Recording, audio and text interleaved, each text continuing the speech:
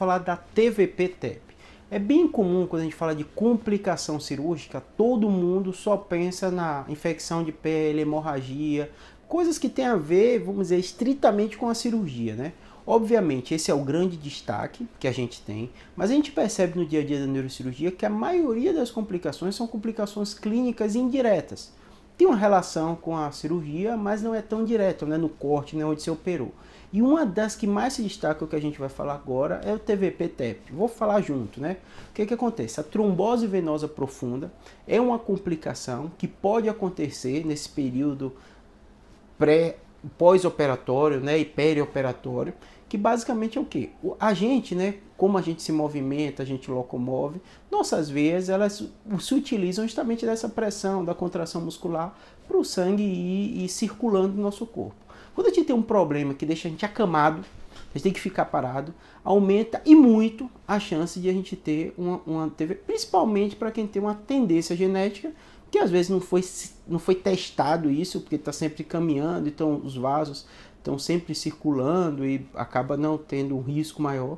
Mas quando você insere fator de risco, que é o acamado, no caso da gente da neurocirurgia, de um modo geral, no pós-operatório, o paciente vai passar por esse período. São cirurgias prolongadas, o que aumenta também o risco. Quando passa de 45, 50 minutos, aumenta o risco. Você tem que olhar também o fator, a idade do paciente. Obviamente, eu não vou resumir aqui todos os fatores, estou colocando os mais importantes, né, e os mais comuns que a gente analisa. Além disso, né, o que é a doença de base do paciente, qual é a doença de base? Então, o paciente que é um paciente oncológico, que tem uma neoplasia, ele tem um risco aumentado de ter um tromboembolismo. Mas o que a gente faz, Júlio? O que acontece? Hoje em dia, uma das grandes preocupações do paciente internado, não só neurocirúrgico, de todas as áreas clínicas, o risco de TVP-TEP.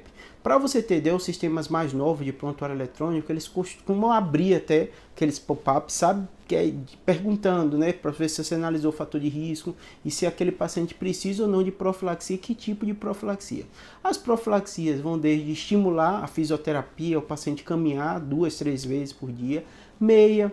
Às vezes ele necessita, é como se fosse uma bomba, né, que vai inflando uma meia que é pneumática, né, que ela enche e insufla e desinsufla para justamente simular essa contração dos vasos, evitar, até os anticoagulantes, como o Clexane, né, você fazendo dose profilática.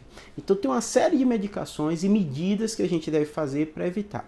TVP-TEP é um problema no pós-operatório da neurocirurgia, a gente tem que estar muito atento. Toda vez que a gente fala em intercorrência, a gente só pensa da cirurgia, mas esse é um problema, claro, um problema relativamente comum, principalmente nessas condições, neoplasia, população idosa, cirurgia longa, e que a gente tem sempre que estar atento. E ocorre um grande problema quando o paciente tem um TVP-TEP no pós-operatório, é muito complicado, porque se o tratamento é um anticoagulante, você precisa de nível de anticoagulação, principalmente no caso da TEP, porque o paciente corre risco de vida, mas se você fizer no pós-operatório agudo, você tem o risco de sangrar o local que você operou.